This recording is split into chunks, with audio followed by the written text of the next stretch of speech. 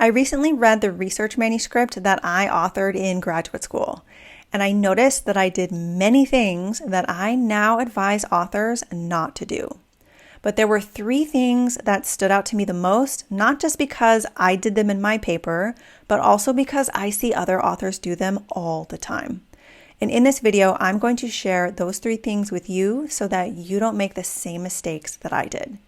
And if we haven't met, hello, my name is Crystal Heron. I'm a trained biomedical scientist turned clinical researcher and now scientific and medical editor. And since 2011, I've helped scientists, clinicians, and medical writers build confidence in their writing.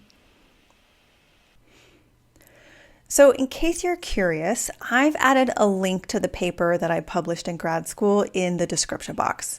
You won't need to read it to understand what I'll talk about in this video, but I shared a link in case it might be helpful to see an example of what I'm talking about.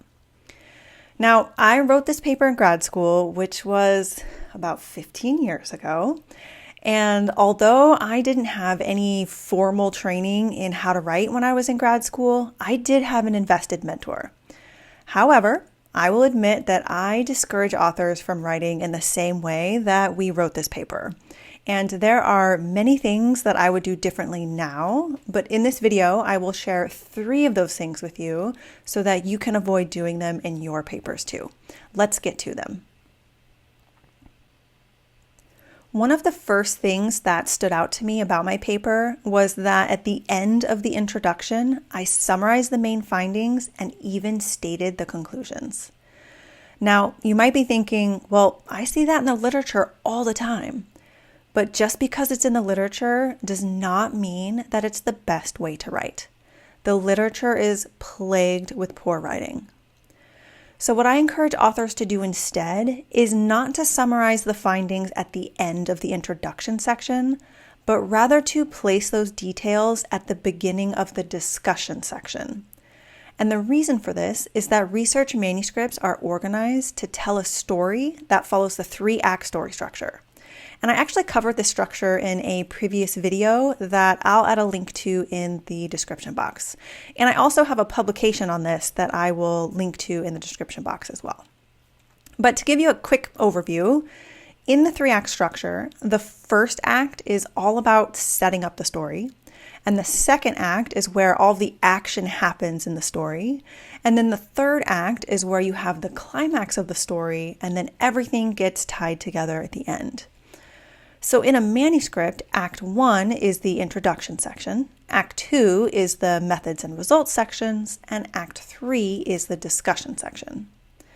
Now, if you give a summary of your findings and even state your conclusions at the end of your introduction, you are basically telling readers the climax and conclusions of your research story right after they get the background or setup of your story. So they will know how the story unfolds and ends before they get to the end of the story. So to me, this is a lot like reading a book, reading the first couple of chapters to get some background, then jumping ahead to read the last chapter to know what happens in the end, and then jumping back to pick up where you left off in the background. And so it gives away the story before you have the opportunity to actually experience and understand the story. So it's actually better to keep this summary in your paper, but don't put it at the end of your introduction. Instead, put it at the beginning of your discussion section. And this summary creates the climax for your story. So tip number 1 is to place the summary of your findings not at the end of your introduction, but at the beginning of your discussion. Another thing that I did in my paper that I discourage authors from doing is end the paper with the future directions. Now, you might be thinking, well, I have to talk about the future directions in my paper, and you're right, you do. But you don't have to place them at the very end of your paper. When you do that, you undermine your conclusions. So what do I mean by that? At the end of your paper, you will ideally have a summary of the paper with statements about the significance of the work and how it advances the field. So readers will be on a high note. Maybe we can even call this an impact high. But when you state the future directions after that, you basically drain that impact and then send the reader crashing down from the high. And so you lose the excitement and you drain the energy and persuasion. And the end of your paper, the last sentence of your paper, is the most memorable part of the paper. It's the last thing that readers will read. So you want to end on a high note and leave readers excited with their impact high. So rather than stating the future directions or that more work is needed at the very end of your paper, weave these details throughout your discussion. Or if a journal requires it, you can describe them in a dedicated subsection or paragraph of your discussion section, but ideally not at the very end of your paper or at the very end of your abstract for that matter. So tip number 2 is to weave the future directions into your discussion section or place them in a dedicated paragraph or subsection if you have to. And then end your paper with the significance of the work and how it advances the field. That way, you leave readers with an impact high and a strong impression of your work. The third thing that I noticed in my paper was some very dense writing that was difficult to trudge through. Now, I wrote the paper, albeit 15 years ago, but I still had to reread sentences to understand what I wrote. And that's because I packed the text with unnecessarily complex language, like nominalizations, vague verbs, passive voice, and wordiness. Oh my, was it wordy? So what I would do now is take the nominalizations and extract the verbs, which are the energy sources of your sentences. I would use more precise language and avoid unnecessary passive voice. And I would remove a lot of wordiness.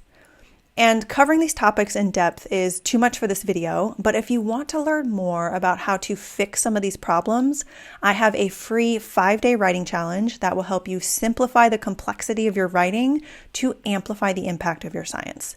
And you'll learn how to fix the problems that I noticed in my paper, such as passive voice, wordiness, nominalizations, and more. I'll add a link to the description box in case you want to check it out. And if you want to know even more ways to simplify the complexity of your writing, you might want to check out my Scientific Writing Simplified course. I'll add a link to that in the description box as well. So tip number 3 is to avoid complex writing that buries your incredible science. Instead, simplify your writing to amplify your science. So there are a lot of things that I would do differently if I wrote my grad school paper today. And 3 of those things include not summarizing the key findings at the end of the introduction, not ending the paper with the future directions, and not using complex language that buries the science. Instead, I would summarize the key findings at the beginning of the discussion, end the paper with the significance and impact of the work, and simplify the writing to amplify the science. So earlier I mentioned how the structure of research manuscripts maps onto the 3-act story structure. If you'd like to learn more about that, I'll add a link to the video where I talk about that at the end of this video. And if there's something in particular that you'd like to learn more about, let me know in the comments. Thank you so much for watching. Have a wonderful day, and I hope to see you in the next video.